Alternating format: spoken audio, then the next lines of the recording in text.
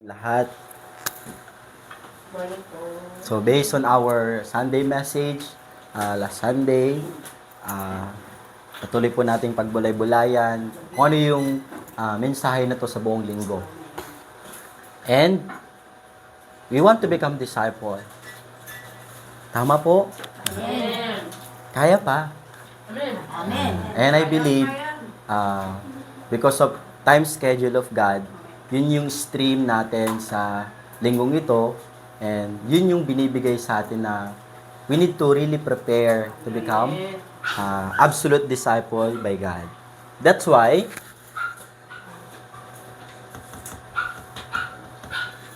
we must set apart. Where? From the Word. Huwag nyo pong ilaan yung oras nyo sa mundo.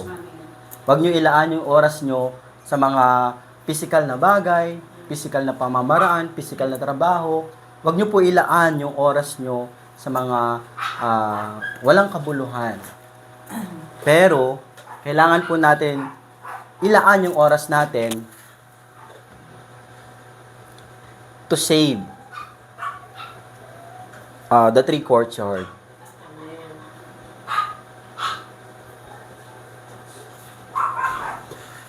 Kailangan po natin ilaan yung oras natin para expend yung time and much effort natin to save three courtyard. Ano yung three courtyard? Malalaman po natin. So, una, bakit kailangan natin i-save yung three courtyard? Mga kapatid, kasi yung spiritual problem na pinagdadaanan natin ngayon, not ordinary. Pero, ito po ay going to severe.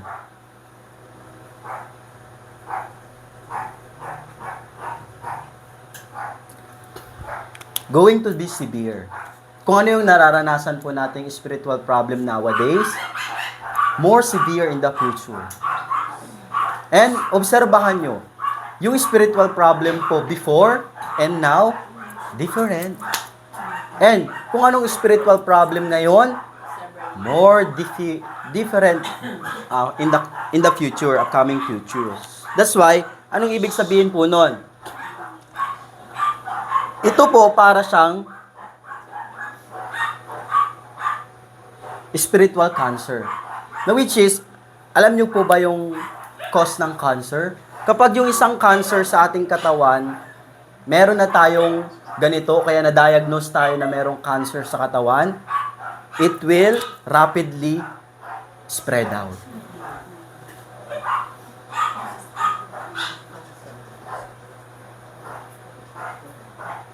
Spread? Ano spell ng spread? Spread. Yan. Rapidly spread out. Hindi natin alam. Especially, alam nyo po ba yung bacteria? Hindi nyo alam yung bacteria, di ba? Kasi hindi nyo nakikita. Very small. Sobrang small and tiny. Makikita mo lang siya kapag gumamit ka ng microscope. Kapag tinignan mo sa microscope, yun pala yung bacteria. And alam nyo po yung karakteristik ng bacteria, sila po ay dumudoble kada minuto. Yung doble nila, multiple. Halimbawa, 2, magiging 4, magiging 16, ganun yung doble nila kada minutes. Then, parang ganun po yung ating spiritual problem. Hindi natin namamalayan, nagiging severe yung ating pong problema. Kaya, today, kung ano yung ginagawa natin today, that will be your future. Amen.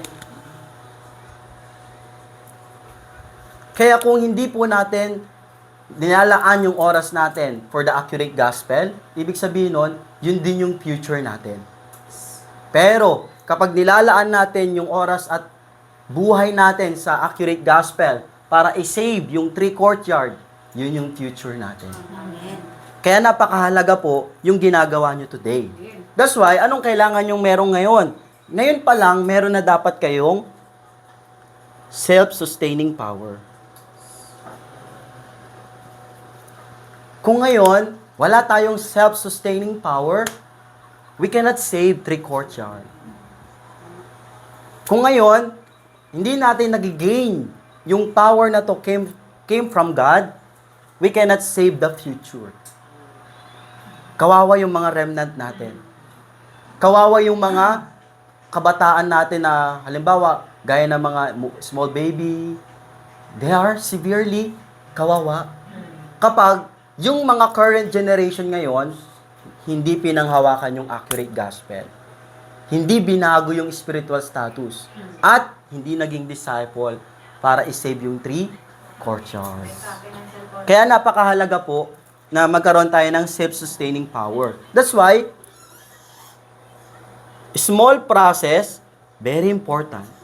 Hindi naman po gradually ang hinihingi ng Panginoon. Just step by step.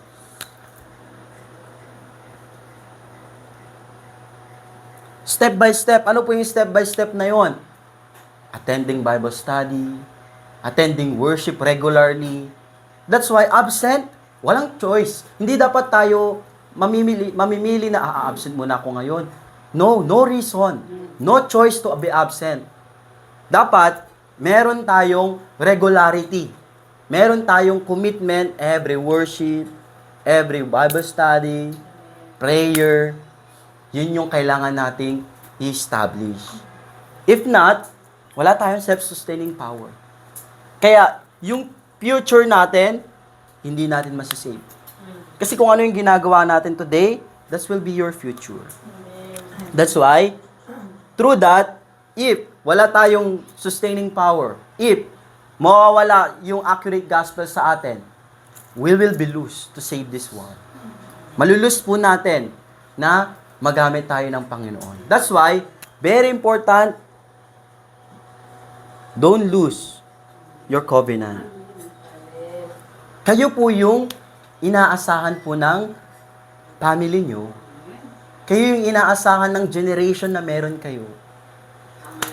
Tayo po ay napakahalaga. Kaya kailangan po natin i-save muna yung sarili natin. That's why, what we need to prepare. Preparation, ginagawa dapat natin yon for the future.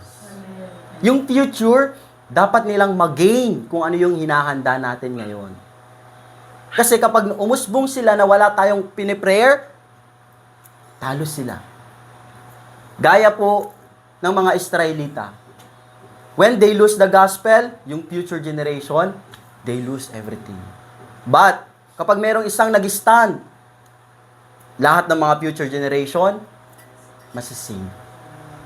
Kaya napakahalaga po ng gampanin natin ngayon bilang mga current generation. Don't lose. Don't lose your chance to change your spiritual status. Don't lose your chance na madeceive ka pa ni Satan. Kaya, ano yung preparation natin sa darating na 2030 to 2080? Gaya po ng nabanggit natin, nung mga nakaraan, gaya sa Bible study sa music team, and even Sunday, we must prepare gospel system. Napakahalaga po ng gospel. Dapat ma-equip yun sa atin. Gospel become gospelization. And ano pa, napakahalaga po ng prayer system. That's why, kung ano yung ini-invest nating prayer, magiging benefits yun ng future generation. That's why, prayer must be our lifestyle. Must be our living style. Kung ano yung system na panalangin na ginagawa natin. And, we have evangelism system. Yun pong ipe-prepare natin. Through this gospel system, prayer system, evangelism system, we can save 3 courtyard. That's why, first, napakahalaga po na makita nyo, ano yung kailangan nating isave sa 3 courtyard. Una, Gentile courtyard. Ano po yung Gentile courtyard? Gentile courtyard, it means we need to save non-Christian. Kailangan po natin iligtas yung mga non-Christian. Bakit kailangan natin silang sharean ng gospel? Bakit kailangan natin silang masave? Meron po silang destiny. They will experience destiny in their life. Ano po bang ibig sabihin ng destiny? Fixed life. Given by Satan. What year, what month, what hour, what day, mangyayari yun sa buhay ng tao. They don't know. That's why, wala silang pake. But tayo, alam natin. Kaya, meron tayong pake sa kanila. Kaya, meron tayong heart sa kanila na iligtas sila. Why? Alam natin yung accurate gospel. Only accurate gospel, masisave natin yung gentle courtyard. Kasi ang heart ni Lord, hindi sa mga taong chosen lang. Kasi alimbawa, gaya ng mga Israel, they know our nation, we are chosen only. We don't need to share sa mga other country, other people. Yun yung mistake nila. They don't understand what is real heart of our God. They don't understand what is really desire of our God. Really, Israel lang yung kailangan maligtas? Kaya wala silang heart sa mga Gentile. Wala silang heart sa ibang nation. They focus only themselves. They focus only for them, country, nation. Kaya anong ginawa ni God? Let them scattered. Kaya, kahit ang Diyos kasama nila, pinahintulutan ng Diyos, masakop sila ng Babylon. Pinahintulutan ng Diyos, masakop sila ng Egypt, ng Assyria, ng Syria, ng Rome. Pinahintulutan yun ni God. Kahit nagsasuffer na yung kanyang mga pinili na tao, mga anak ng Diyos, kumbaga tawagin natin, bakit inalaw yun ni Lord? Kasi meron silang fixed idea, we are only saved. We don't need to come others para i-save sila. That's wrong. Kaya kailangan po natin i-save yung gentle courtyard. Ito yung desire ni God. We need to save others as well. Kaya nga, in any means of our life, halimbawa, gaya ng mga women na kahit nagbebenta lang sila ng ukay-ukay, but they save person, yung mga bumibili, kuya, alika, bago ka bumili, alam mo muna yung sinishare nila yung gospel. Very, very well. Well done. In any aspect of our life, we need to share and prepare ready para i-deliver yung gospel. Yun po yung kailangan natin makita kasi non-Christian, mai-encounter nila yung destiny na hindi nila kayang iwasan. And ano po yung kailangan nating i-save?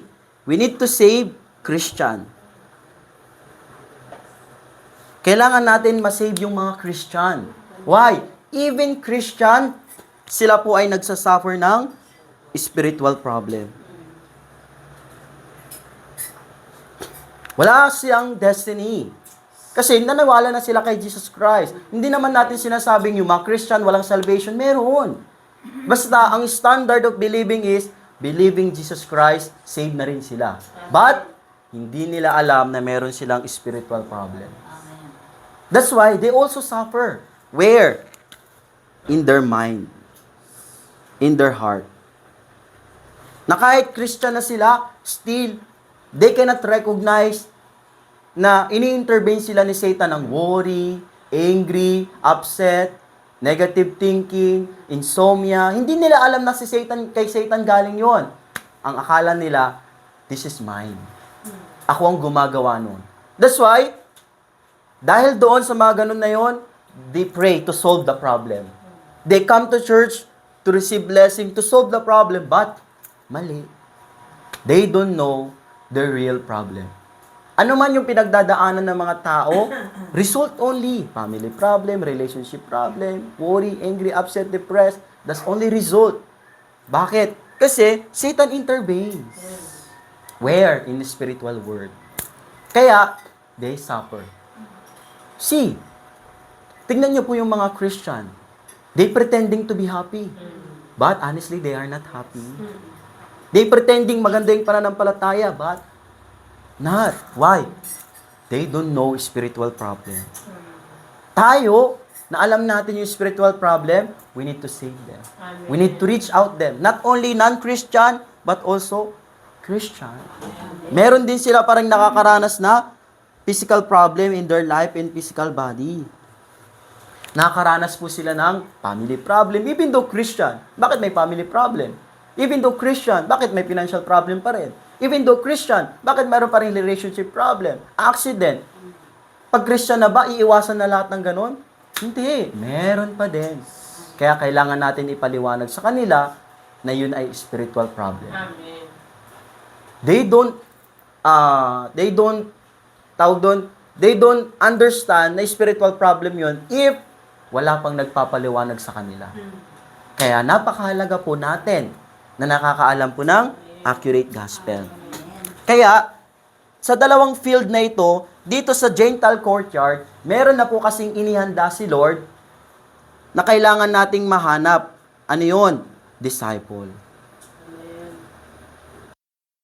Find disciple in this field sa non-Christian and Christian.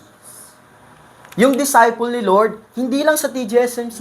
Amen. Meron din sa labas. Amen. Sa field. Kaya kailangan natin pumunta sa field. Field ng mga non-Christian, merong disciple doon. Just hidden. Hindi pa natin nahanap. At meron pang disciple dito sa Christian. Just hidden. But we don't yet find. Kaya kailangan natin pumunta sa field. Field is very important to save Gentile courtyard. Amen po. Kaya, our members, we need to really prepare our spiritual status. And, pangalawa, anong kailangan nating iligtas? Anong kailangan nating makita na mahalaga pala ito gawin? We need to save prayer courtyard. Nowadays, alam niyo po, nagmo-monitor ako ng attendance ng Dawn Watch. But, since Pastor Lin Samonim again come back to Korea, the Dawn Watch decrease. Alam niyo po yung kung nandito sila, yung Dawn Watch natin, 45 plus, umaabot ng 50. Ayun na yung average nung nandito sila. But, again, when they come back to Korea, 26, 35, decreasing. Why? They lose the prayer courtyard. Kaya kailangan natin i-save. Kailangan natin maging main actors dito sa prayer courtyard. Kapag tayo din na-lose, malulose yung next generation. Napakahalaga po ng prayer courtyard. Bakit? Ang prayer courtyard po kasi, yan po yung magbibigay sa atin ng personal healing. Kailangan po natin ma-heal. Where? Saan? Sa ating mga scars. Scars sa ating mga past life. Sa mga family, mother and father. That's why somehow nakareceive kayo ng poverty from your family and mother. Somehow nakareceive kayo ng violence. Somehow nakareceive kayo ng persecution. Nakareceive kayo ng physical violence, verbal violence. They never support you to study. A lot of emotional wound. Yun yung meron sa isang individual. Walang tao na wala nito. Lahat meron. Kaya kung hindi tayo mananalangin, kung hindi natin i-invest yung time natin sa prayer, continually we will suffer. Yung healing, matagal. Yung process. Kaya as much as possible, we need to pray to heal our emotional wound and scars. Kasi, doon natin marireceive yung answer given by God. Kaya napakahalaga po na while you are praying, pag-pray nyo, Lord, please, help me to heal my emotional wound. I want to understand accurate gospel. Lord, please, help me to really know why it happened in me. Bakit nangyari yun sa buhay ko? Kaya, through that, kailangan po yun ma-reinterpret sa gospel. Ma-reinterpret yung mga past life, scars, emotional wound sa gospel. Then, kapag in-invest natin yung oras natin sa prayer, si Lord yung magre-reinterpret mo. Pangalawa, ano pa yung kailangan nating gawin para i-save yung prayer courtyard? Sa pamamagitan po kasi ng prayer, dun lamang mababago yung ating spiritual status. Amen. Without prayer, don't expect na mabago yung spiritual status natin. With prayer, expect meron. Amen. Kaya, every one of our attendee here, we really encourage you to attend Don't Watch Prayer. That's why, no reason not to come.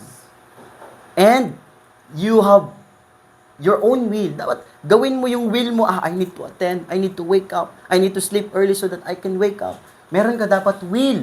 So that, yung will na yon, yun yung magdadrive sa'yo para manalangin. Amen. Kasi kung walang will, hindi ka talaga makagising ng umaga, hindi ka talaga makakapag-dawn watch, hindi ka talaga makakapanalangin. Kaya kailangan natin ng will to change our spiritual status. And, ano yung content na kailangan nating ipag-pray?